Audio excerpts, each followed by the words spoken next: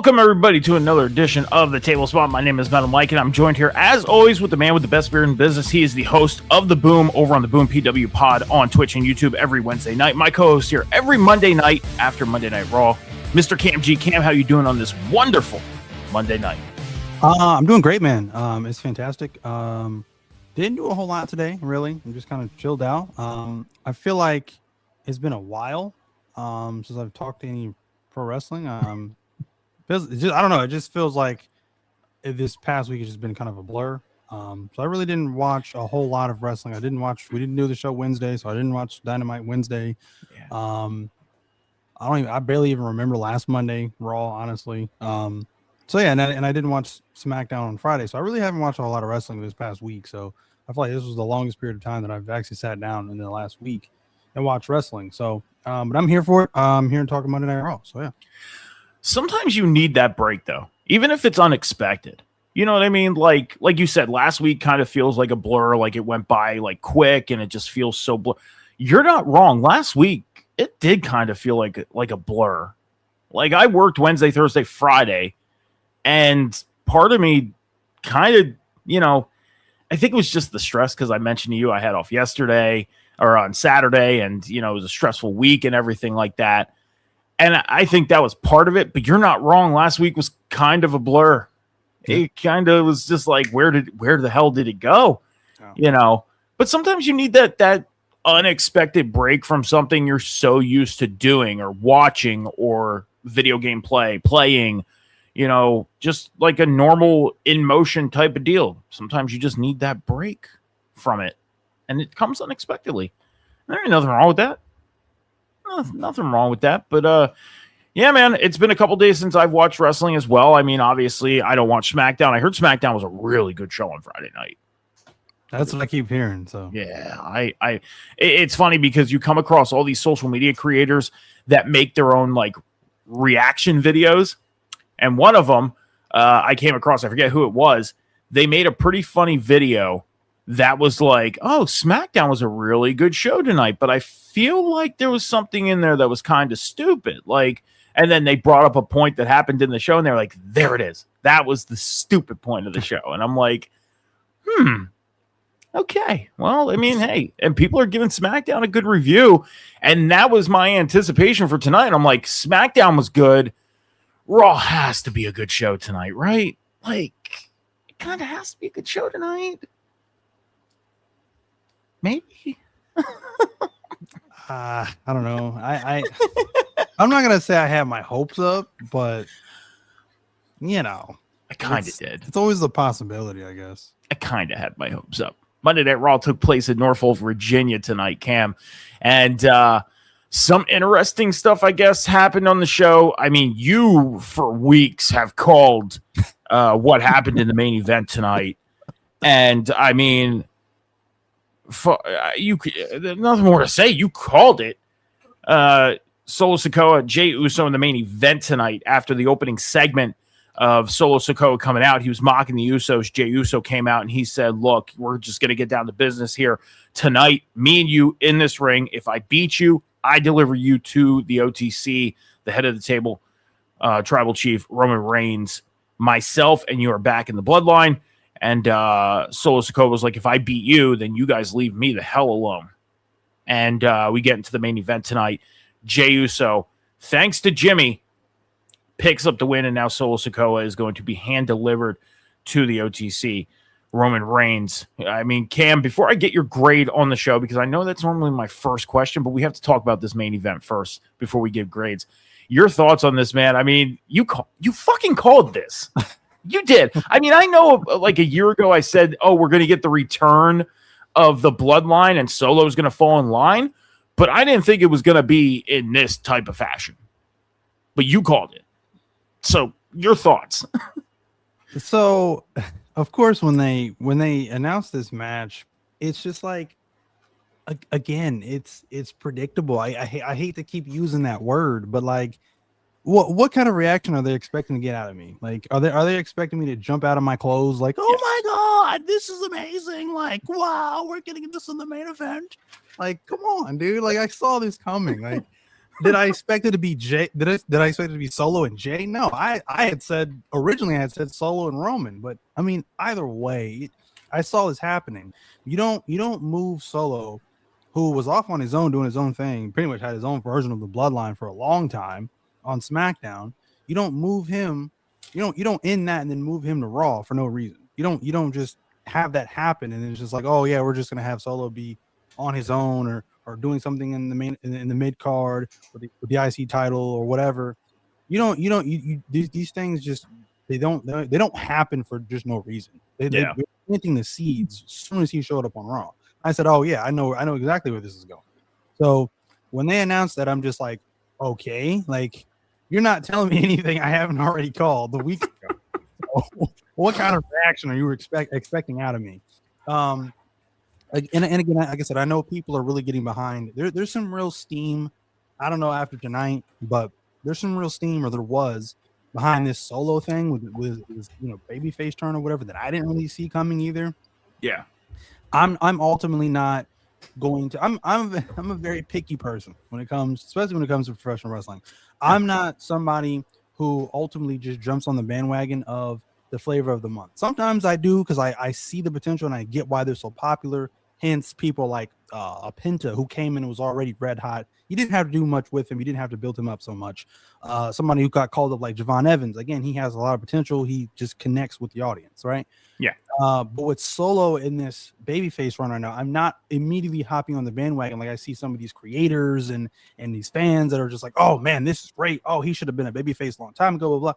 He's good for a good couple of chuckles because he comes out there and he mocks the Bloodline and whoever he's in a program with, and that's cool. That's great. That's refreshing to see him in that space. It's not vastly different than what he was doing as a heel, but it's something kind of refreshing to see him doing.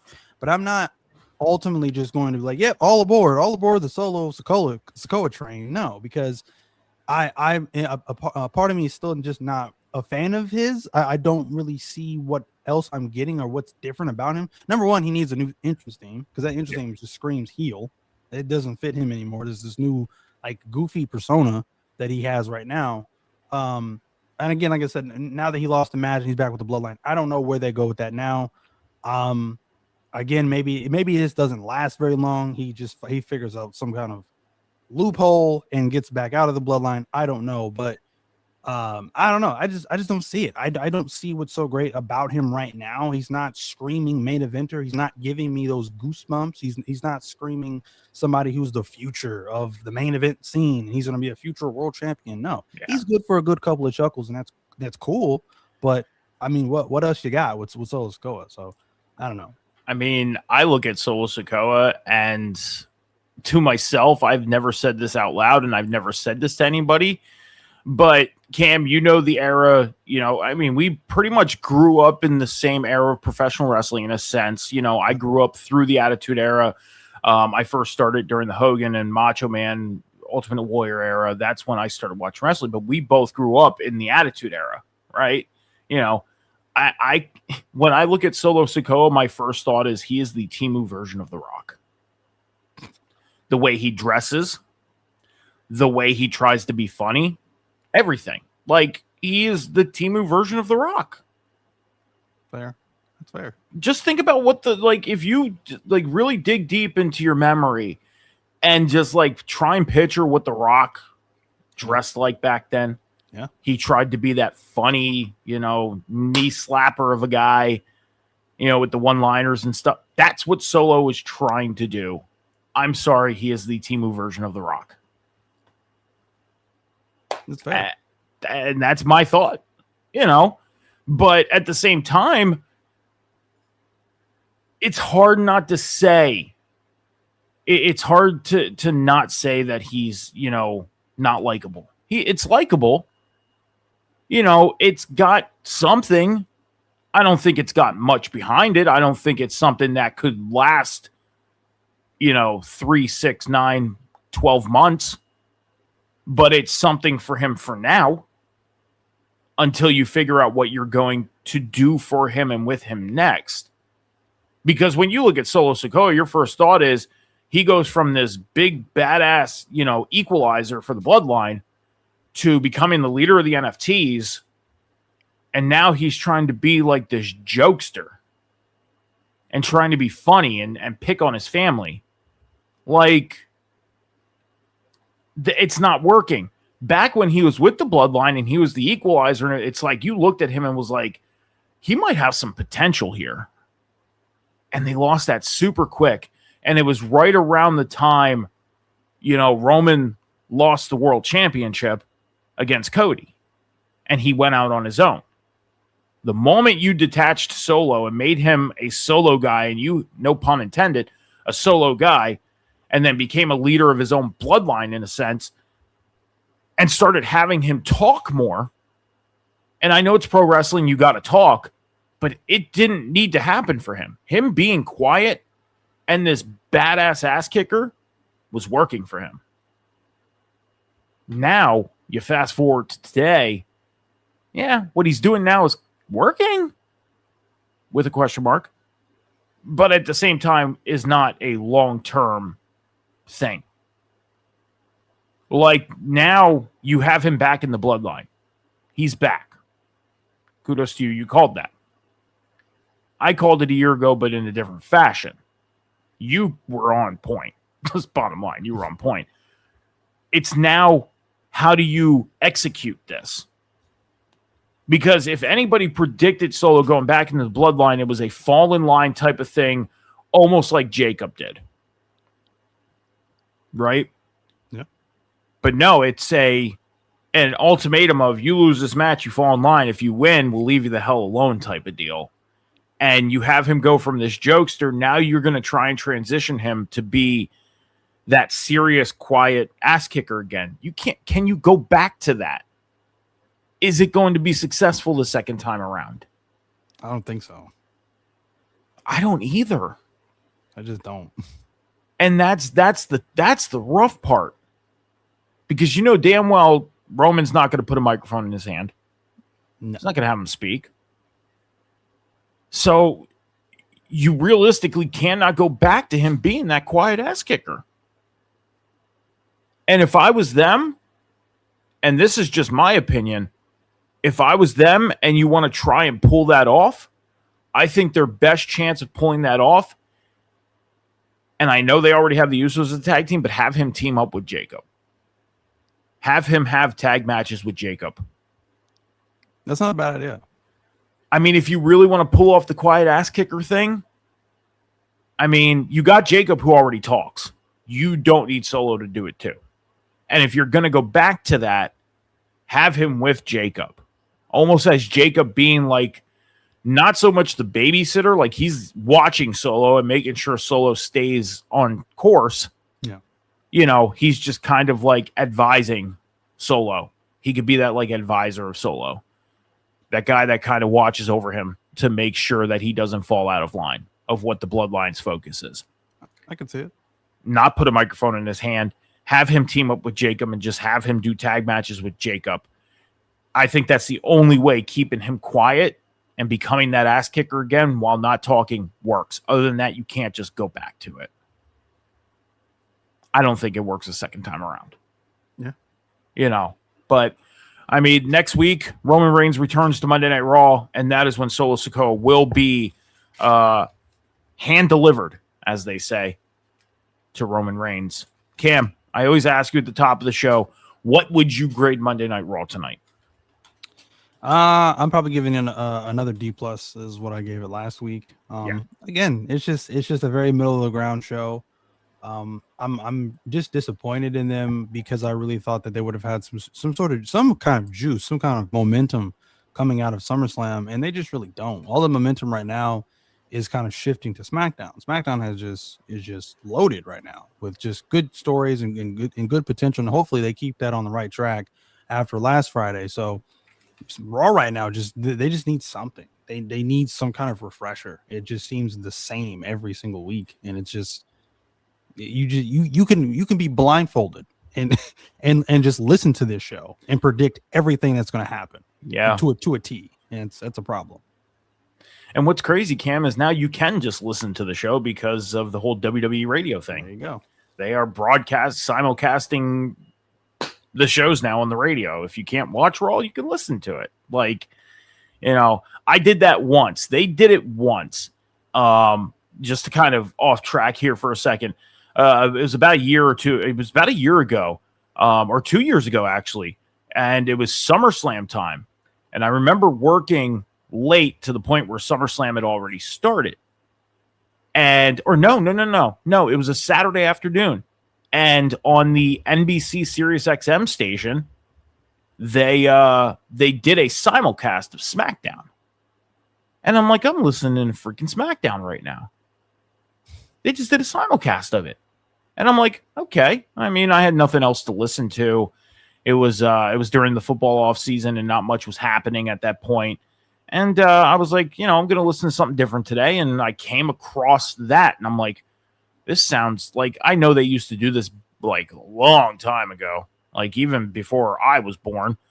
And it worked. But today, with the visual concepts and everything like that, I don't know. I mean, you really have to put the imagination out there to figure out what's actually happening, why they tell you what's happening in the ring. And obviously promos and stuff, you don't have to worry about that. You just listen to what they're saying. But in-ring stuff, it's a little tough to imagine what's happening in the ring at that moment. Staying on course a little bit with the Bloodline. We know they've been involved with LA Knight these past couple weeks. LA Knight came out last week, challenged Roman Reigns for the World Heavyweight Championship. As we know, Roman said, no, you're in the back of the line. You're not just going to come out here and bitch to get a title shot. You need to earn it. And you didn't even earn it. You didn't win a tournament. You didn't win nothing. You won a 6-man tag match at SummerSlam against my cousins. That's not earning it. You need to earn it.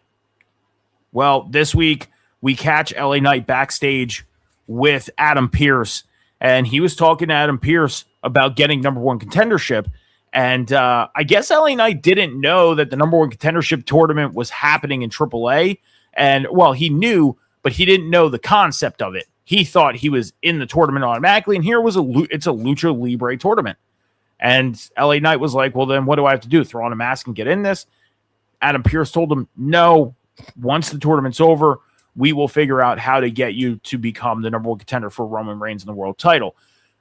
Did Adam Pearce just tell us that Roman Reigns is beating the winner of this tournament? Basically, basically did. And then Jacob Fatu comes into the picture, and Jacob has some orders. He's not allowed to touch LA Knight. That is Roman Reigns' job to do at this moment. And LA Knight seemed to be trying to, coax Jacob to do something to him, and he just didn't. So LA Knight seems like he's going to be the next number one contender, and it seems like Roman is, again, already announced as winning this, against the person again of this tournament. Are you looking forward to LA Knight and Roman Reigns? It seems like it's going to be another at least month until we start going down that road. Do you think it's going to be an exhausted thought by then to have LA Knight challenge for the world title? Well, yeah, I mean, I think they're going to lose a lot of steam. I don't think they have a lot of steam behind it now because, again, it's just a filler feud. They don't have anybody else that is a reasonable challenger, I guess, for Roman Reigns right now. I mean, they had almost the closest thing to a WrestleMania blow-off match with him and Seth Rollins. So now it is time for them, basically, I guess is how they're looking at it, is they're kind of just like pumping the brakes and just letting him breathe after all that, because that was the biggest program that he's been in thus far. So, yeah, I mean, outside of CM Punk, before CM Punk went to SmackDown. So, and that was, like I said, that was WrestleMania. That was when he won the title. So that was the biggest program since then. So this doesn't have that feeling. I can appreciate, I guess, the fact that they didn't really need an LA Knight in-ring promo. You're not going to do or say much without Roman being there. It's the time for him talking or cutting promos. And like I said, again, I've said this week in and week out that he's been on absolute fire on the mic. Like he can't miss right now, and he hasn't. The time for talking, I think, should be sort of behind him.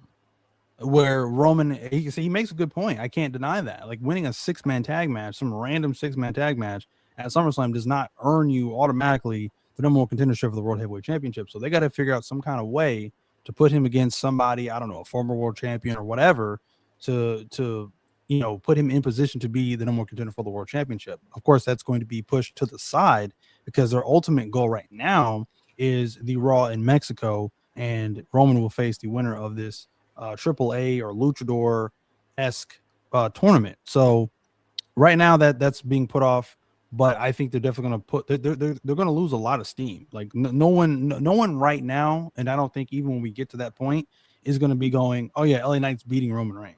Yeah. No, it's just a filler feud. So they're probably biding their time until my goodness. I mean, who knows? Maybe the next Saturday night's main event for this match, or I don't know if they can stretch it out any longer. Probably Money in the Bank, but so I don't know. I don't know how long this lasts or how long they're trying to stretch this out. Yeah, because the next time they do a Saturday night's main event type event is actually on Sunday, September 6th, which is Sunday night's main event. But that's September 6th. Triple Mania is September 11th and September 11th and 13th. And then Roman is defending the world title on Monday Night Raw, I guess, after that in Mexico City.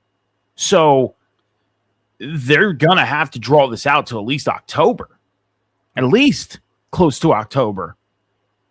By that point, it's kind of exhausted. Unless you have, like you said, LA Knight face a former world champion. And I'm going to say this right now. It's an easy toss-up of who he would face to earn that shot. Jey Uso.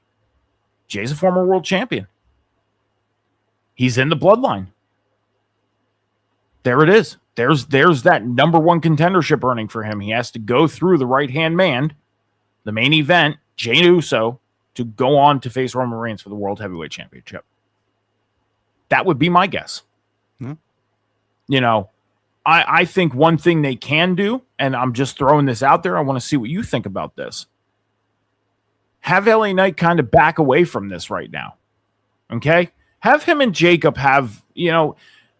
put it to the point where Jacob works his way into getting the okay to fight LA Knight. Right? Those two can have a match at Sunday night's main event.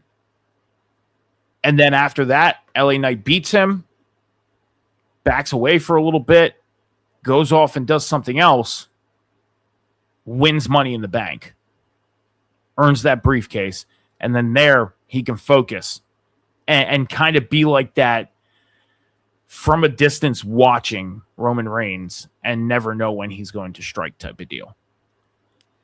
Instead of giving us exhausted, we know LA Knight can kill it on the microphone. We know that.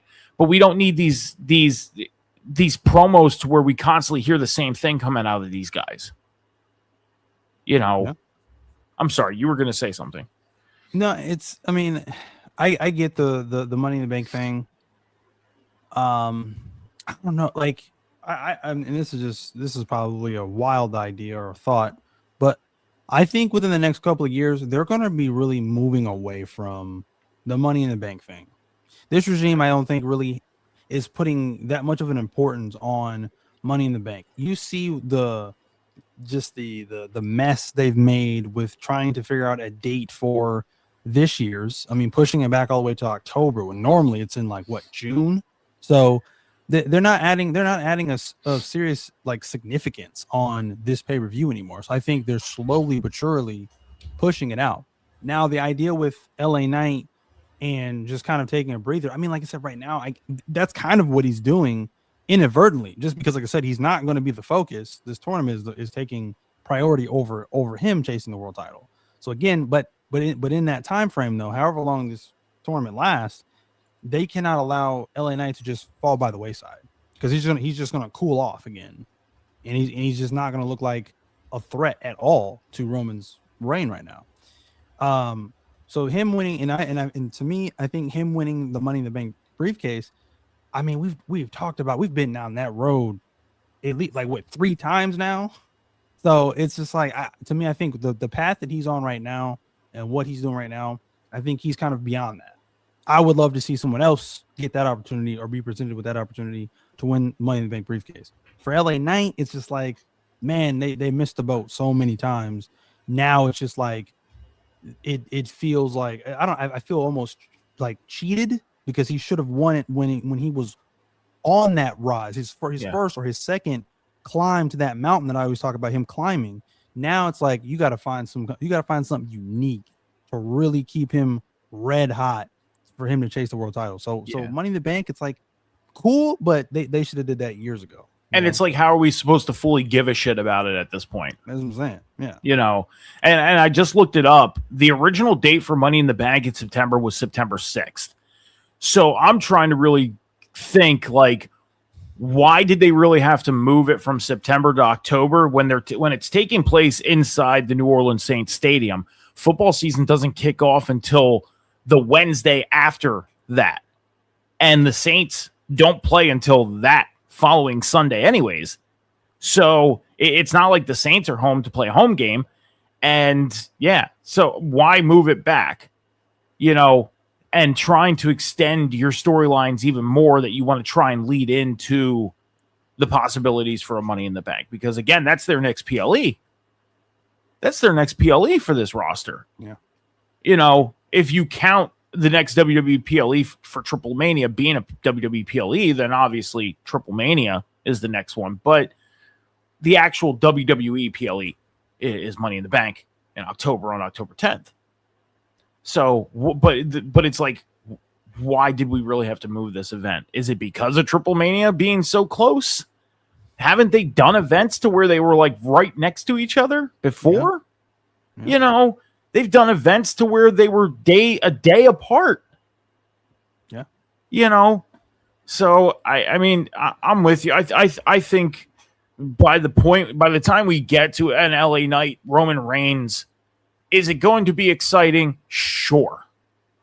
But it's like, at this point, we know they have more plans for Roman Reigns to lengthily have this World Heavyweight Championship. So it's just going to be another failed attempt for LA Knight. Yeah.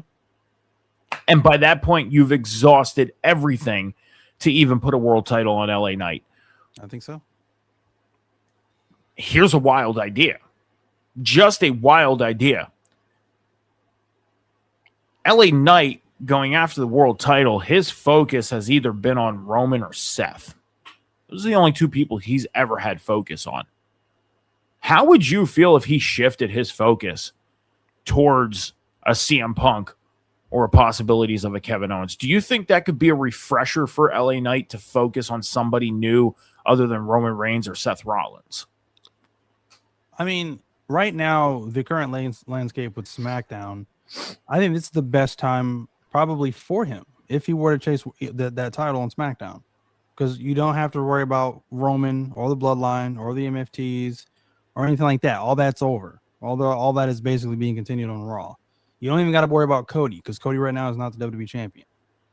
So I don't see why not. And we were supposed to get LA Knight and CM Punk, I thought, because they had a really good promo a while back. They did. I don't see why not. I don't think that's something also a matchup that we have not seen yet. And then you add in the WWE Championship, and I think that's great. Yeah. Hell, you throw in a triple threat. Hell, a fatal four-way. Sami Zayn, Kevin Owens, CM Punk, and LA Knight. I think that'd be fantastic. I'd be down for it. You just mix it up. You mix up the possibilities and create fresh ideas, and that's what they need across the board, if you ask me. So I don't see why not. But like I said, it's just, again, you're exhausting everything that you've already done, and then some with LA Knight, and he's still not winning the world title because he's just not. He's not the guy. Right now, it's going to be over Femi. We already know that. So yeah. I think a refresher would be good for LA Knight to go after the other world championship and face guys he has not focused on. Because you look at the WWE championship right now, and we know that if it's locked on Cody, it's locked on Cody. Just like the world title is locked on Roman right now. But it's on CM Punk. That's not a guaranteed lock on right now. Especially with the landscape of the contenders for that championship, Sami Zayn, Kevin Owens. You know, the landscape is freshly open for the WWE Championship. So why not throw in an LA Knight? I think it'd be a better opportunity, too. Yeah. A much better opportunity. And then think of that. If they would put the WWE Championship on LA Knight, just think of the matchups you get. You can get a rematch with CM Punk. You can get a match with Kevin Owens, Sami Zayn. Hell, throw Damian Priest back into the world title picture. Yes. Damian Priest. You know, it's so fresh. And that's why I think SmackDown because I know Kevin Owens and CM Punk had one hell of a promo on Friday night to open up that show. Yeah. And it seemed like it was so refreshing for pretty much everybody in the IWC. You know, so why not? Why not? You know, find a way to get LA Knight away from this situation completely and then just have him go to SmackDown and jump right into the fire. Be a refresher. They can do it. They know they can do it. Yeah, absolutely. It's just all about, you know, pulling that proverbial trigger and doing it. That's it. You know, let's shift our way to the Women's World Championship picture. Stephanie Vacquier made her she made a return last week, but she made a promo return tonight. And pretty much what I got from this promo was that she missed everything and that she misses the fact that the Judgment Day gets scared every time they see her. That was like the full breakdown of her promo that I got. Everything else was just like, you know, I'm sorry, Stephanie Vacquier, this was not your best mic work tonight. And you've done some really good mic work. Becky Lynch came out and Becky said that she doesn't want the world title to be like it was in the mid-2000s, that she feels like Liv Morgan has kind of taken the world title to that, you know, as we know, it was a dark place back then. It was not good. No. And then we got Liv Morgan attack Becky Lynch. Becky Lynch quickly stopped her. Stephanie Vacquier came back into the ring, and they were having words again. You said to me that you're pretty interested in seeing where they go with Stephanie Vacquier and Becky Lynch, and I'm with you. I'm interested to see where they go because they both have the same focus right now, and that is the World Championship. This is basically like the enemy of my enemy is my friend type of situation. They're both dealing with the Judgment Day. They both want the Women's World title. And at the end of the day, we may see Stephanie Vacquier and Becky Lynch facing off to see who gets to take on Liv Morgan. So your thoughts on this whole situation with the Women's World Championship right now with Stephanie, Liv, and Becky? I'll even do you one better, and you throw in the fact that Raquel's holding the Women's Intercontinental Championship. Of course, all of this is just an element for just combustible elements, and all of this could just really explode for both the main event scene and the mid card scene. So they have potential to really do something here and really beef up the women's roster right now. But no, I thought this was decent. You know, Stephanie Vacquier in terms of, you know, her mic work tonight and just her promo tonight. I think she's still trying to get her feet underneath her in terms of just how they present things to her or what they have her say and things like that. Yeah. So I didn't think it was awful. Trust me, I've heard worse. Yeah. Honestly, this just kind of felt like, hey, I'm back. I missed you guys, and I miss, you know, making cowards out of the Judgment Day. That's pretty much about it. Yeah. And then I think it got more interesting. The strength of her promo ability, I think, or what she's saying, got stronger once Becky came out. So again, she really plays off of whoever she's in the ring with or whoever she's in a program with. She plays off them really, really well. I think we are due for another Stephanie Vacquier and Liv Morgan match. Again, they got robbed at WrestleMania. That short match that we got, with such a great violent buildup. And just like it just got cut short for time. So they are due for a really good match, and I think they're able to produce it just based off what Liv and Io produced at SummerSlam. And like I said, the element with Stephanie Vacquier and Becky, you know, again, you got two baby faces really just kind of clawing and scratching for the same thing. So it will be interesting to see how that really pans out. Right now, I'm feeling like triple threat is probably the thing. But again, you could also, before you do that, I would say go back to a one-on-one with Stephanie and Liv first, and then add in Becky. That's what I would do, just because, again, that's just tying up loose ends. There was a couple of lines in here I really didn't like. Now, when Stephanie had said, when it comes to Raquel, that she's beating her again and again and again and again. Yeah, it's like, I don't understand. Like somebody in creative is getting a kick out of like making Raquel just look like a peon, look like she's just lives heavy. Even after finally getting her moment and winning the Intercontinental Championship, which is great for Raquel. We've been singing the praises of Raquel and the fact that they keep missing opportunities with Raquel for the longest. But even now, you're still making her look bad. Like you're still finding ways to make her look bad. Yep. Last week you got Becky come back and she's like, "Oh no, I'm not back for that title." She basically said like, "I've been there, done that. I don't care about that title." Like, yeah. And then you just have Raquel standing there looking goofy. Like I don't. She's a champion now. She shouldn't look like she's yesterday's news. She should look like she is the top champion in your mid card division. Yeah. But I don't know. I don't know any other women's intercontinental champion thus far, but before Raquel, that has been as disrespected as Raquel has been. Yeah. And then tonight you're just like, oh, I can beat her any day, twice on Tuesday and 5 times on Friday. It's like, what are we doing with Raquel? Like, why are we so hell bent on making Raquel just look like she's a peon? Like, I don't get that. I really did not like. Wish I had an answer for you. I do. It's just ridiculous. And then the line that Becky said was she tells Stephanie that she doesn't deserve the title, and like, I don't pump the brakes on that one. I don't know about that one.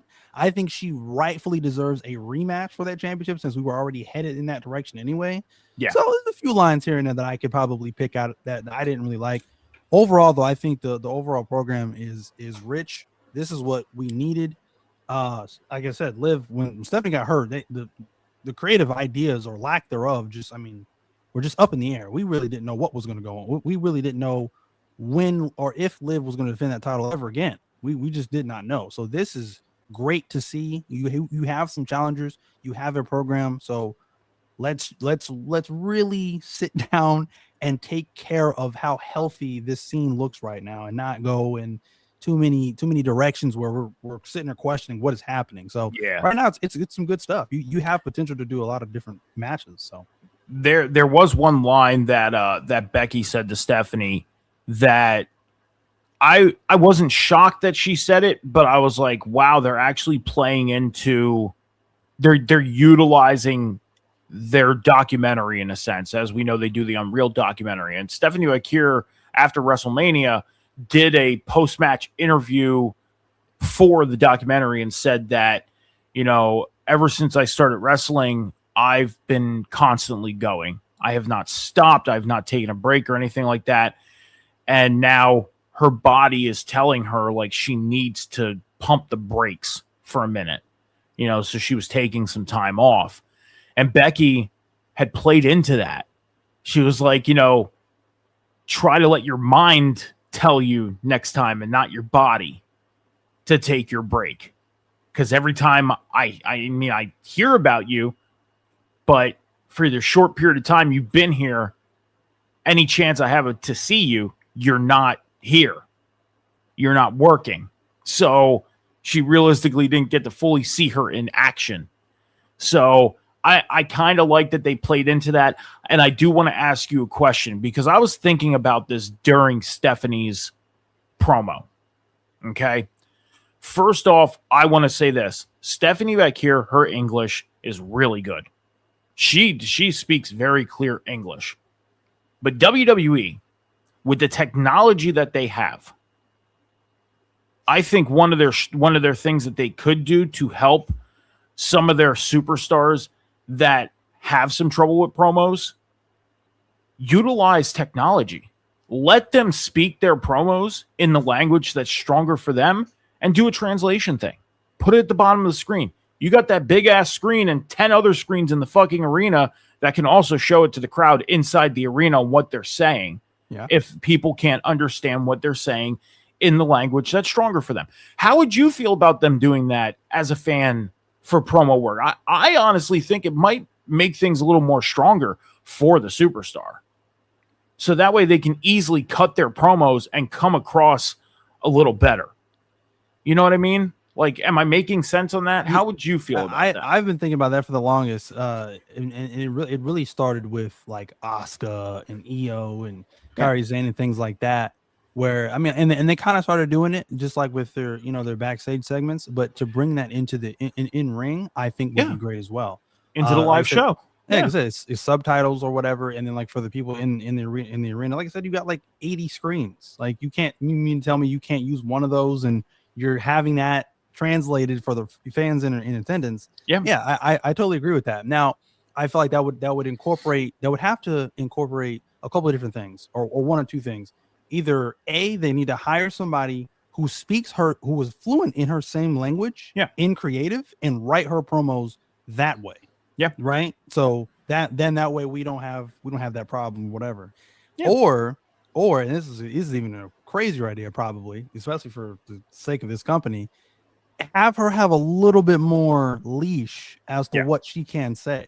So if she wants to speak her language or the language she's stronger in, then let her write her own. Just give her bullet points or give her brackets of what to stay in the ballpark of, or whatever, of what you want her to say. Cool. But I agree with that. Like, you could have a very strong promo where she's just speaking her native language, and you can just translate, as long as they just regularly have the subtitles and translated in English, and they don't try to make it like cartoonish where it's like WWE and like you know what I mean, like fan club. Like I don't want that. Like don't add like any ads to it or whatever. Like don't make it a joke. Like just have regular subtitles so we understand what she's saying. Cool. I don't mind that. I've been saying that for the longest with Asuka's promos. So yeah. Like, oh, this subtitle is brought to you by Domino's Pizza or something like that. Like don't do that. We're bombarded enough with ads. Yeah, we don't, especially during PLEs. Exactly. So no, I'm good. But no, taking it one step further, as far as hiring somebody to help her out with the translation thing and everything. If you're going to do it, to bring it to the live show and do that, like do the subtitle thing for people. Make sure that, number one, give her the leash to cut her promo, but have somebody sit down with her and ask her, like, what do you plan on saying in your promo tonight? That way we can have it pre-prepared, ready to go up on the screen. Because I know that would be one of their argumental issues. Oh, we'd have to keep up and we wouldn't be able to do that. Well, then sit down with her, fucking ask her what she's going to say, and then make sure you have it already pre-typed in to come up on the fucking screen. That way you can just insert it. It's not that hard. It's not. But they would find an excuse to do that. Oh, I'm sure. Because again, Stephanie, she speaks great English. She does. Yeah.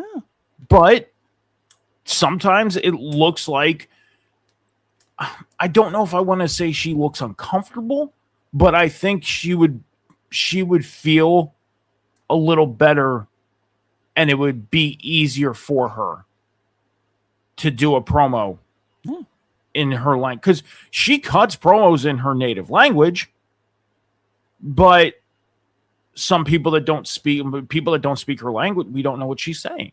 Yeah. Make it simple. Do subtitles. You're not disrespecting them. I wouldn't look at it as a disrespectful thing, because you're helping the superstar number one get over in the promo by helping people that don't understand. So why not? And like you said, they did it before with Asuka promos and everything like that. It can't be that hard to do it during a live show. Can't be. But they'd come up with some type of fucking excuse. They would. The Vision. We've seen the Vision quite a bit tonight. Yes. They were backstage, did an interview, and Logan Paul, number one, says that the Alpha Academy was below them because Austin Theory was taking on Tozawa tonight. And Braun Breaker, he just seems very focused on Obafemi. Just super focused. Instead of answering anything about the match against Tozawa or anything, he's just standing there, staring into space like he was last week. And Byron Saxton asks him, do you have anything you got to say? And he asked him, do you think Obafemi is the future of this company? And he pretty much said that he thinks Obafemi is great. And he's like, that's not the question I asked you. And he ended up asking him again about it. We then have the match between Austin Theory and Tozawa. Theory ends up winning. And before Austin Theory can make his attack worse post-match, we see Adam Pearce and a whole bunch of people come out and stop him, and then out comes Obafemi. And before Obafemi and Braun Breaker can get into a fight, that gets broken up. And then towards the end of the night, we see Braun Breaker yet again go up to Paul Heyman and ask him if he thinks Obafemi is the future of this company. And Paul Heyman said that he has love for Braun Breaker, but he has respect for Obafemi, especially after everything with Brock Lesnar. And Braun said, that's not what I asked you. And Paul Heyman said, I think you are starting to think that Obafemi is the future. Go take care of Oba, and then we'll talk again, basically. So, I mean, division number one, it seems like these guys can go in their own direction. This group doesn't need to be together anymore. You can have Austin Theory with Maxine on his own. You can have Austin Theory tagging up with Logan with Maxine in their corner. Braun Breaker needs to get the fuck away from these guys. Yes. At this point. Yes. Whether Paul Heyman is with him or not, Braun needs to be on his own. That is my thought. But what is yours? Yeah, pretty much the same. First of all, I have to backtrack here for a second. Of course. Never let Maxine speak on the mic again after tonight. That was terrible. That was awful. That was awful. I had to point that out.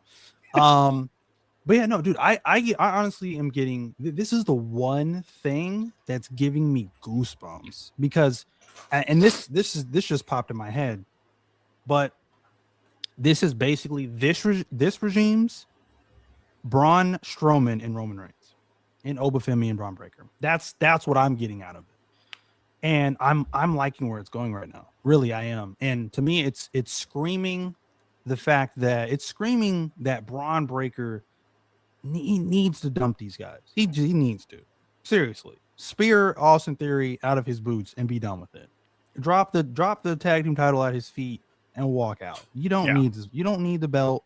You don't need this tag team. You don't need this group. This group has been riddled with nothing but injuries and direction changes and all of that. The one thing that this group is holding on to that I'm curious to see what happens there is Bronson Reed. That's it. Because Bronson Reed, I've looked at some of his workout videos and the shape that he's in right now. It's phenomenal. The dude's dropped even more weight. He's going to come back and he's going to be a completely different person, I think. So if you want to throw him back in the group, go for it. Cool. But Braun Breaker does not need this group. And I agree with you, with or without Paul Heyman. I prefer with, just because that group to me, that dude to me is just money. But with or without him, it fits. It just fits like a glove. So with or without Paul, regardless, I think it just needs to happen. But it gives me goosebumps because it's like he is chasing. He wants to be the future because he was touted as the future before Oba was even in the conversation. So I get his frustration. I get his focus. So I'm loving where this is going right now. And again, like I said, sooner rather than later, he needs to just be done with this vision thing because the focus right now is him and Obafemi. And they can drag this out for a couple of matches. They can drag this out for a couple of months if they wanted to.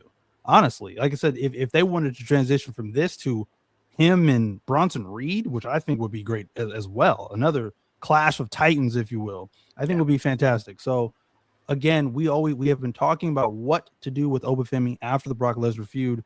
This is the direction because you got two guys who are again clawing and scratching to be the future, the king, the top, the face of this company. And I think that right now what they're doing with it right now is pretty good. So I have no complaints. If they do Obafemi and Braun Breaker right, and disagree with me if you want to, Cam. You know that. I'm cool with people disagreeing with me.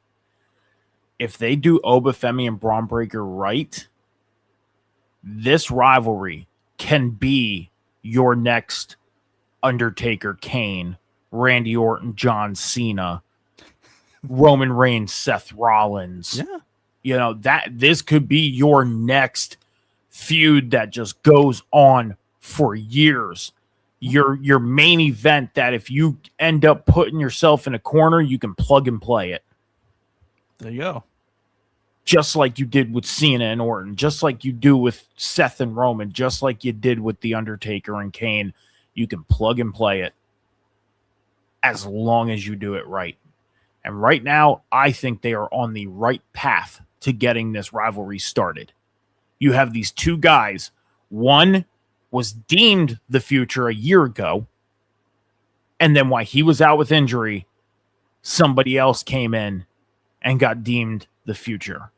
So you can, even just playing it solely off the fact that both these guys had that title or have that title attached to them, could be your future long-term rivalry.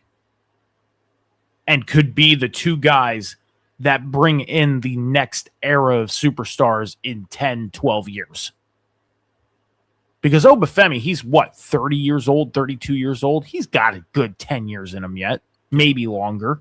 Braun Breaker is what, 28, 29 years old, somewhere around there. He's definitely got another 10, 12 years in him. Yeah. Why not? Just make sure you do it right. And I think they have the right regime to do it because let's face it, if this was VKM, this rivalry wouldn't last 5 years. No. Would not. No. This regime definitely is on the right path with these two. Just make sure you do it right. That's all we ask. But as far as, and I said this a while ago, I like Austin Theory and Logan Paul together. I do. I like them as a tag team. I wouldn't mind seeing those two stick together and be together. But if they ended up breaking away from each other, we already know Logan Paul is successful on his own. It's going to be all about Austin Theory. And yes, Bronson Reed is that wild card. He is definitely that wild card. I haven't seen any of his workout videos. It's great to hear that he's getting himself, in better shape than he was already in. The dude is a fucking monster. I'm sure he even looks more like a monster now that he's getting in shape. Yes. So I wish I could say the same thing, even though I've lost 9 pounds in the past month. I did. I went to the doctor today and I stepped on the scale, 9 pounds in the last month. Score. But I'm excited to see Bronson Reed come back because I liked Bronson Reed, but I think he is the wild card in this situation. I think he is. And when he comes back, he needs to be on his own, not attached to anybody. I don't want to see him be a second Paul Heyman guy. I don't want to see him become the leader of the vision. I want to see Bronson Reed be on his own and go on a war path. That's what I want to see. Because he can be that monster. Just, he's got to stay healthy. And that's the big issue. So, what else did we have tonight? We did have a tag. We had a couple other matches tonight. We had Dominic, Raquel and Roxanne against Sol Ruca and Io Sky. Sol Ruca and Io Sky won the match. This story pretty much is because Sol Ruca wants the Intercontinental Championship back. We've seen a backstage after the match with Lyra Valkyria. Lyra's a mess. I'm just going to say that right now. She's a fucking mess, dude. Like, she just does not look like she's slept for weeks. And I think she needs to go get her makeup done and stuff because the stuff is just, it's pouring down. I don't mean that in an ugly comment. Lyra's obviously not ugly, but, she's a mess. I don't know if you have any thoughts on this tag match and what happened with Lyra afterwards. I just don't like the fact that they made this Sol Ruca mystery partner and then it just turns out to be Io Sky. Right. What was the point of that? Like, what was so secretive about it? You could have just had her announced. Anyway. The match was the match. I didn't particularly care for that. I don't know. They're pumping the brakes hard on Sol Ruca. So I'm not really quite sure what they're doing with her right now. I don't really think the space that she's in right now is bad. Yeah. But it seems a little muddy because I really don't know how long or what the direction is right now with Raquel as the Intercontinental Champion. So I don't know, but it's not a bad place to be. It's just you could definitely tell they are cooling off on Sol Ruca fast. Oh, they did. And they did. Io, I guess Io's just there. Like I think she's their what you would call their plug and play. Plug and play. She really doesn't have anything to do right now. So why not, have her get that Sol Ruca rub, get her something involved in something.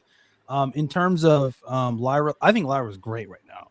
This new gimmick or whatever this is, I love it. Like she's just a mess. She's just disheveled, and she just looks like she hasn't slept in weeks or whatever. I like it. I like where it's going right now. And then, like I said, a program between her and Soruka to both chase the women's intercontinental championship. I don't mind that either. Like I said, again, that's another healthy part of the women's division right now. It just seems like this women's division is really getting a boost now, which is a much needed boost that there is. And like I said, if Bailey is out of the question for contract reasons or whatever, yeah, Lyra definitely needs something else to do. And I think, her going after a red hot babyface like Soruka is a perfect position. I just love the line that she told Io. She just stares at Io and just like, what are you looking at? Like, yeah. I love it. Like she honestly is scaring me because she's just like, her eyes are this big, and then she's just got these dark circles around there. So it's just like she's scaring me. Like, and I'm not even there, right? And she's scaring me through the screen. So it's great right now. I think it's fantastic what they're doing with Lyra. So either way they take this, I think it'll be good because right now, like I said, it just looks really, really healthy. So hopefully they don't take any missteps within the next couple of weeks. And the one thing I will say is the Lyra and Soruka interaction was far from even good. Like, that promo was a mess of its own, but with how Lyra's being right now, she distracted you so much from that promo being a mess. It didn't matter. Like, it does not matter. They could have sat there and sang Kumbaya for 10 minutes, and Lyra would have been the center of attention because the way she is right now, she's a fucking mess, and she just caught your attention. Yeah. It's like, because the promo was not good. It wasn't. And especially, like, just some of the inconsistencies of facts of stuff they were saying. It was like some of the stuff made sense, some of the stuff didn't make sense. But who cares? Lyra was the center of attention. Yeah. The way she just looked and the way she was acting was the center of attention. Who cares about how the promo went? Who cares? And now I'm kind of interested to see what Lyra does. Because remember, a couple weeks ago, I was like, I don't like this. Yeah, now she caught my attention a little bit. She did. And she had my full-on attention tonight. She sure did. So, last thing to focus on is the Lucha Libre tournament. Winner will get a shot against Roman Reigns on the Monday Night Raw in Mexico City for the World Heavyweight Championship. The tournament is made up of, and we've seen the first round match tonight, Penta against Laredo Kid, where Penta picked up the win, so he will move on to the second round. He will take on the winner of Psycho Clown and La Parka. And then on the other side of the bracket, we got Dragon Lee taking on oh my gosh, I'm going to fucking butcher this name so bad. El Hijo de Dr. Wagner Jr. And the winner of that match will take on the winner of Rey Fenix and El Fiscal. So tournament looks good. It does. I know a couple of these contenders. I know Penta. I know Laredo Kid. I know La Parka. I know Psycho Clown. I know Dragon Lee. And I know Rey Fenix. So I know most of the competitors in this tournament, which is set up to be a pretty good looking and entertaining tournament. Tonight's matchup between Laredo Kid and Penta was just that. Great matchup to kick off Monday Night Raw. What's your thoughts on this first round tournament matchup from tonight? In my opinion, it was okay. It seemed a little bit clunky, a little bit slow. It was slower. Beginning. It was slow. But it did pick up. It did pick up towards the end. Some of the other sequences did definitely look a little cleaner, a lot better. And I'm looking at the bracket for this tournament. I'm honestly shocked that El Grande is not in this. I'm surprised on that. Really, I am. So in my personal opinion, it's just kind of like this tournament is just kind of a dud already. I mean, if the finals, I want it to be Rey Fenix versus Penta. That to me, I think will be that will. I will not say a bad word about this tournament if that's the finals. That's what I want to see. I don't want to see any other final besides Rey Fenix versus Penta. Please give me that, and I don't care. The reason why El Grande is not in it is because he is challenging Dom for the Mega Championship at then all is forgiven. I don't care. Yeah. All is forgiven because that's what I've been wanting. So yeah, all is forgiven. So I can understand that. And I've talked about the potential of Penta versus Roman Reigns. So, I wouldn't mind seeing that either. So either way, I think that crowd is going to be red hot in Mexico because they love wrestling. They love wrestling probably more than we do. So I think it's going to be good. I think you got some good matchups. The one thing that I would change though is because I don't know whose idea it was to start this this lucha heavy tournament, and the first match is in freaking Norfolk, Virginia. Like that, I don't. This doesn't strike me as a place that really cares about lucha wrestling. Like, you know what I mean? And they know Penta. Obviously, he's been on the main roster long enough to. At this point, you might as well be living on a rock if you don't know who Penta is at this point. But how many people really know who Laredo Kid is? Like a handful, probably. And I bet you I'm sure there's probably people that saw this guy come out tonight that were in attendance going, who the heck is Laredo Kid? Yeah. You know what I mean? Yeah. Like, so I want them to have these video packages. They don't got to be long. Again, use your technology.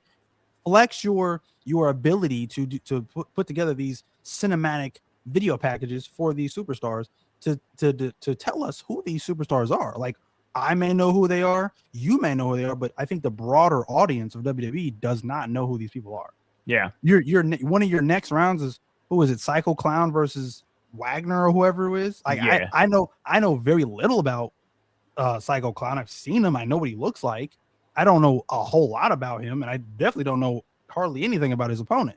So you need video packages on probably both of those guys. Otherwise, it's going to be tough for your another random audience in Orlando, Florida, to care about this match. So, well, I just looked at their schedule, because when you think of Lucha Libre wrestling, you obviously Mexico City, El Paso, Texas, like down south Texas, and then even, and this is crazy enough to think of, but even California has become a hotspot for Lucha Libre wrestling.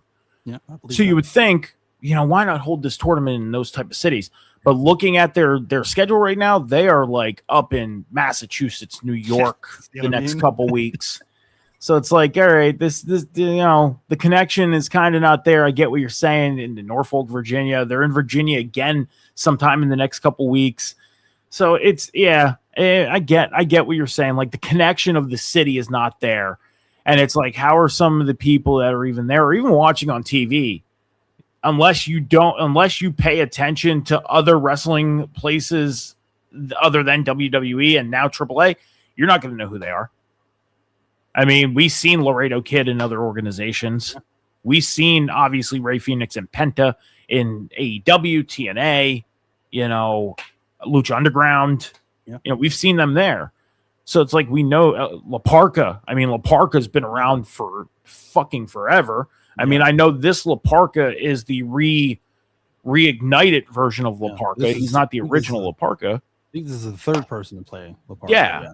So it's like, unless you've really follow pro wrestling in its entirety, and I'm talking about all around the world of companies, you're not going to know half these guys are. Yeah. So I get it. And I definitely agree with you on the whole connection with the city. And it was kind of weird to start a tournament in Norfolk, Virginia. But where they're going to be these next couple weeks, the disconnection is going to be there. Yeah. It's going to be. And I think for them to get some of the connection with the crowd is for them to put on good matches. Yeah. Tonight was not a bad match. I agree with you. It did start off slow. I was saying that to myself. I was like, this match is a little slow tonight. Yeah. But towards the end, it did pick up a little bit. Bring what you did at the end of this match into all of the matches moving forward. Make sure they pick up the pace a little bit, because other than that, the crowds are going to be sitting on their hands. Yeah. And then this tournament that looks fucking phenomenal. I'm sorry, Cam, and I'm going to say this right now. This tournament is set up for Penta to win. Oh, yeah. That's obvious. I see it. The writing's on the wall. This tournament is set up for Penta to win. But you can take away that you can give the realm of believability that there's a possibility of Penta losing if you really make these matches be true, full-on Lucha Libre matches. Yeah. You know, not to take away that credit tonight, but fast-paced, moving, doing the stuff that they would do on a normal basis. Take the chains off. Let them go. The only thing they should need to be worried about is their timing and when they have to go home. And for those of you who do not know what go home means, it means, finish the match. We're at the end. Let's go. Wrap it up. So that's it. Now, real quick, Rey Mysterio, we've seen him backstage. He was doing an interview talking about the tournament, and Dragon Lee obviously came in and said, thank you, for letting me be a part of this thing. Dominic Mysterio was not too happy because he's not a part of the tournament. He was a little pissed off at Daddy for not involving him because he is claiming to be the best luchador in the world and the best Mysterio. And Dragon Lee was not happy about it. He said, you can't disrespect the greatest luchador in Rey Mysterio. And plus, this is your dad. So I want to fight in his honor, you and me in the ring tonight. Match was made. We get Dominic Mysterio and Dragon Lee one-on-one. Dragon Lee ends up picking up the win. After the match, Big Cass ends up attacking Dragon Lee. So no, and then Javon Evans came out, tried to get at Big Cass, but Big Cass just was not having it. I do have one more thing to ask you that was involved in this whole situation, but that's kind of separate from the situation. But I want to get your thoughts on this whole thing first. I mean, like I said, Dragon Lee and Ray and that whole involvement. Obviously, I think they just felt like they had to get the reigning champion of that brand on this program if he's not in this tournament. So that was them basically kind of like throwing some breadcrumbs out to Dominic Mysterio, who's the reigning champion. Like I said, I like Dragon Lee and I like what he's going to do within this tournament. I think he's going to have a great showing within the tournament as well. Dominic Mysterio, I think, is another one that I think needs a refresh. I think the Judgment Day thing is just kind of run its course for him. He needs a whole just makeover with what he's doing. He was the most red hot heel, not baby face, red hot heel in the company. And then that just cooled off because people started liking him. And then now it's just stagnant. He lost the Intercontinental Championship. He's still the AAA Mega Champion, but he's just not really going anywhere. He's just kind of just going in circles. He does the same thing every single week. So he definitely needs a refresher as well, I think. And like I said, Dragon Lee, I think Dragon Lee is in a pretty decent position right now. He needs maybe a little bit of direction to go in as well. In terms of Big Cass attacking Dragon Lee this week. Again, I'm not going to go on a limb here and say, I love what they're doing with Big Cass right now, but I like it. You just come in, no rhyme or reason. I don't really care why you're doing what you're doing right now. For right now, I'm going to care in a couple of weeks or 2 months from now if you're still doing the same thing. I'm going to be asking, okay, what are we doing? But for right now, as a starting point, okay, cool. Like he's just coming in and just wrecking shop. Cool. Yeah. And then what they did with Javon Evans, like I think that's going to be a big feud. Again, that they are they're trusting Javon Evans to usher back in Big Cass. Yeah. I think that says a lot about what they think about Javon Evans. Yeah. And he's going to do great. He's going to do fantastic because I think, again, that whole underdog story, him fighting from the bottom up, is going to be great with Big Cass. So whatever they decide to have that match, I think it's going to be good. So I don't mind where it's at right now. Yeah. And Javon Evans, like you said, the trust that they put in him for being the young stud that he is, I mean, that speaks volumes. Yeah. I mean, I'll say this right now, having the experience of being at a live event and seeing him live and the reaction that he got inside the arena, it matches what you see on TV, so he's uber popular. He just a young stud. He is. The only thing I'm not too connected with him is because of him doing a lot of the things that we see from other wrestlers. That's it. I'm not sitting here saying I hate Javon Evans. I think he is a hell of an athlete. He is a hell of a talent. He does good things. He does. And it's great to see that they are putting the trust in him at only 21 years old. When do you see that? You don't see that. Right. So it's like, okay, they got something with this kid and he is going to be a part of it. And I know you're not a big fan of hearing this, but he is part of that future stock for the company. Yeah. So to put him in this position this early, that's a good sign. Yeah. Hopefully he takes it and runs with it and does really good things with it. And I'm sure there's no doubt in that whatsoever. One thing that we did get from this aside during the Rey Mysterio interview was Chad Gable came in and he said to Rey Mysterio that he loves Rey Mysterio's idea for this tournament. He thinks it's great. It's fresh. It's a good thing to see. It's been a long time since we've seen something this good. But Chad Gable feels like it would be an honor to defend his Intercontinental Championship against Rey Mysterio. I'm guessing that's going to be at Triple Mania 34 once it gets set in stone, because it is not a set in stone thing yet. But he offered to defend his Intercontinental Championship against Rey Mysterio. Rey said he was going to go talk to Adam Pearce. We didn't hear anything of it afterwards. I looked. Nothing has been made official yet. But it looks like we are going to get Chad Gable against Rey Mysterio. Rey Mysterio said, hey, even though I'm the general manager of AAA, I still got a lot left in the tank. So let's get this done. Let's make this happen. Your thoughts on Chad Gable, Rey Mysterio for the Intercontinental Championship? I think that's a good starting point. I don't know how long they run with Chad Gable being the Intercontinental Champion, but I would say he needs at least a good 6 to 8 successful defenses. Yeah, for what I think would be a successful or just good title reign. With this championship. So it's a good starting point. It really is. Again, he's definitely going to need something else to really get me excited versus it just being like a respect thing for him to put his title on the line. I want to see him really get involved with one of the bigger heels again. And you got options. You got Miro, you got Ethan Page, you got Big Cass running around here. He's gonna stack up wins, I think, enough to where you're going to be like, okay, you have to give him Intercontinental Championship shot now at this point, so I don't see him losing a match anytime soon. They're going to build him up to be the monster on this roster. So you have a healthy plethora of heels that he can face that I think would be great programs. So this is a good starting point, but I hope they don't make this a habit of him just handing out title matches just because he respects them as wrestlers. So yeah, when you really sit back and look at it in hindsight, the mid-card title scene is pretty healthy. Yeah.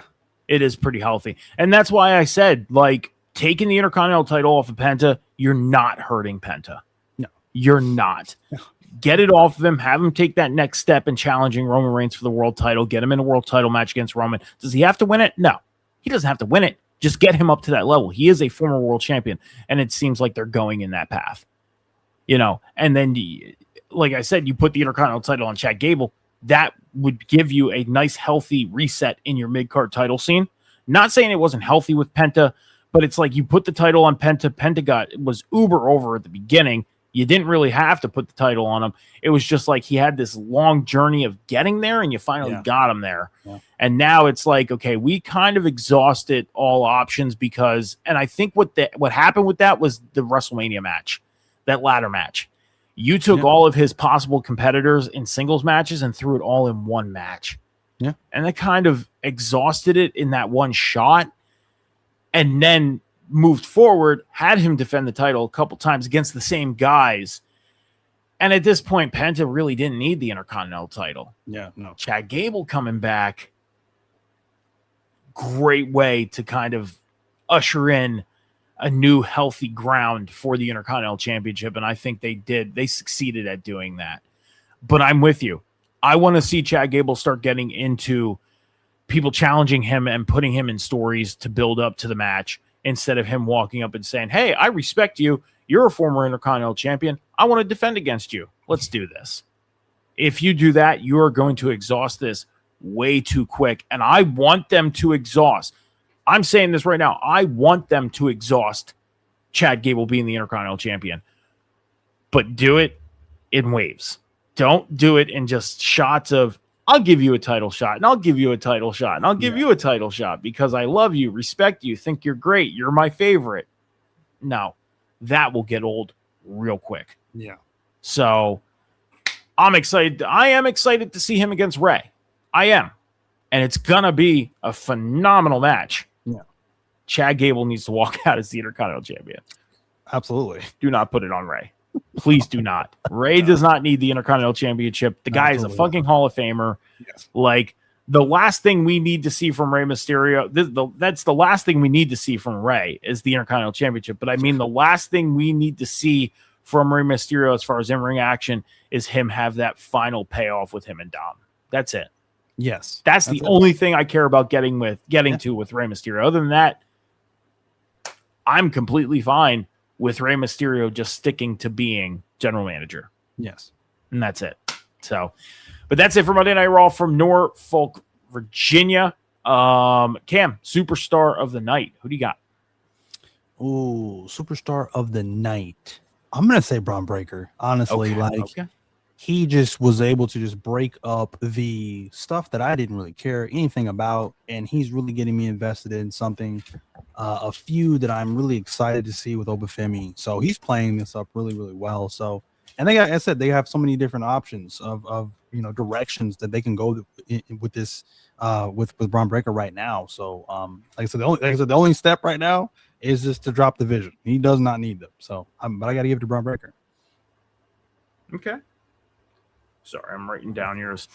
I'm going to give mine to somebody I have yet to give this award to for the week, and that is Lyra Valkyria.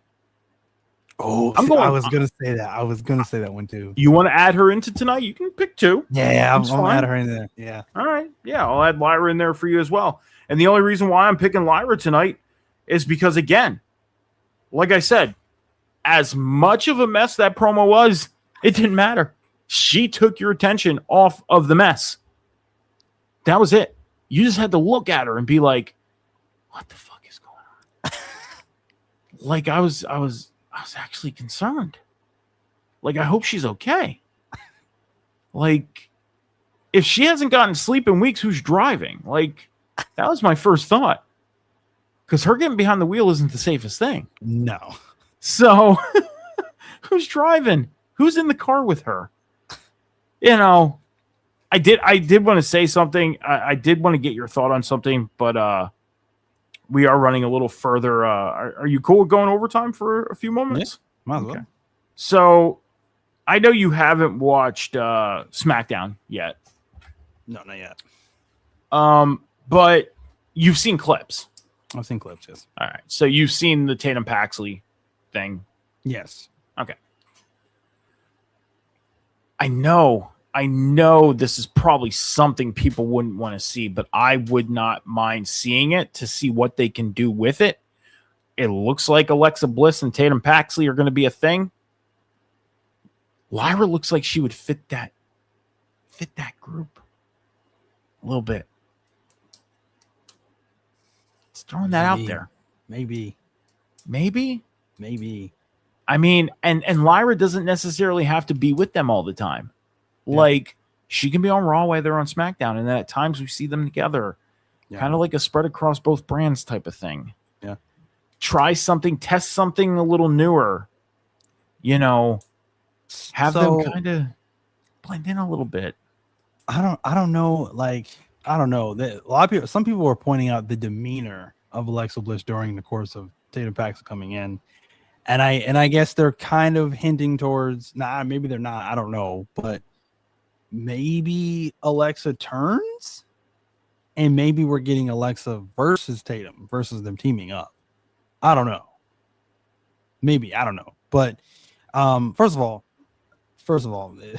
as many people as I sing the praises of, I love Tatum Paxley. First of all, she's fantastic. Oh, I know you're a huge fan of her. Huge fan of Tatum Paxley. The SmackDown Women's roster got a major shot in the arm with Tatum Paxley because she's a storyteller, okay, and she can just do whatever. Like, she can play a dark character, she can play a psychotic character, she can play a funny, goofy character. Like, she's a storyteller.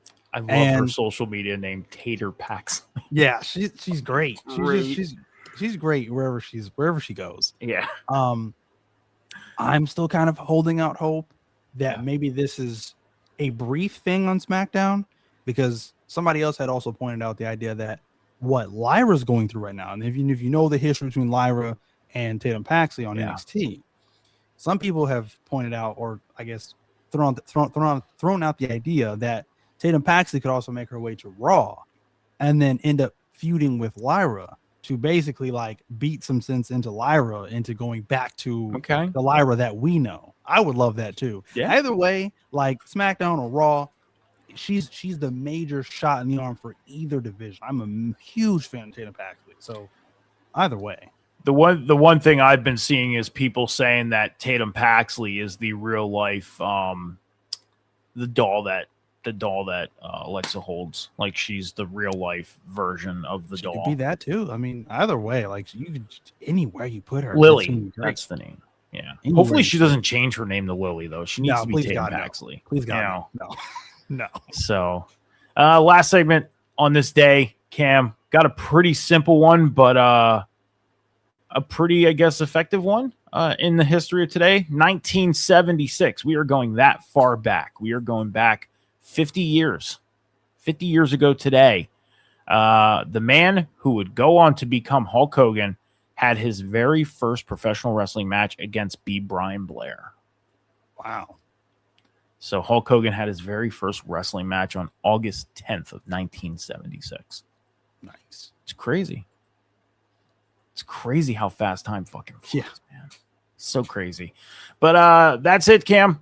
Let's get the hell out of here. Before we do, make sure you're heading over to Cam's social medias after the show, hitting that follow and subscribe button. Over on TikTok, Cam's Wrestling Corner. Great videos, great takes on professional wrestling. I think it's the best on TikTok, and I'm not just saying that because this man is digitally sitting next to me. Cam, what do you got going on, man? Like I said, definitely keep with me on Cam's Wrestling Corner on TikTok. That's where I'm the most active. My predictions and reviews and wrestling opinions and things like that you will find on Cam's Wrestling Corner. We will be back on Wednesday with the addition of Phil Khan on the Boom, talking about some AEW Dynamite. A lot of interesting things happened that we did not discuss over the course of last week with Grand Slam Mexico. So definitely have to discuss that going into All In. We are barreling towards All In coming towards the end of this month. So very excited for that as well. So yeah, thank you guys for coming out and checking out the stream tonight. Yeah, we are about 20 days away from All In, man. I am so excited for All In. I can't wait. Cannot wait. So make sure you're heading over and checking out Cam on social media and as well over on the Boom PW Pod on Twitch and on YouTube. Make sure you're hitting that follow and subscribe button. Turn those notifications on and checking out the show after AEW Dynamite every Wednesday night. Me and Cam, of course, live here every Monday night here on the Table Spot right after Monday Night Raw. We also have the Huddle Hub podcast. The Huddle Hub, I know it's scrolling on the bottom. The Huddle Hub podcast on twitch.tv/the Huddle Hub podcast, youtube.com/@the Huddle Hub pod. You can also follow @the Huddle Hub pod on TikTok and on Instagram as well. Me and John will be live tomorrow night, either 5 p.m. or 6 p.m. It all depends on when he gets home from work and gets situated. We will be previewing more college football conferences tomorrow night, the Pac-12 and the Big 12. We are previewing tomorrow night. So come join us for that. And then Sunday morning during the off season, I'm live every Sunday morning, 11 a.m. Eastern Standard Time. Of course, we are getting closer to kickoff of the season where Cam will be joining me once the season kicks off. But preseason week 1 is this week. So I will be recapping some of the action from preseason week 1 and previewing week 2 of preseason this Sunday. But join me and John tomorrow night for the college football preview. You can join me on social media, TikTok, Instagram, and X and YouTube @MetalMike714. With that being said, have a great night, everybody. Be good to each other, be kind to each other, take care of each other, be patient with each other. Remember, the world is not moving as fast as you think. We will see you guys Wednesday night on the Boom. Until then, deuces.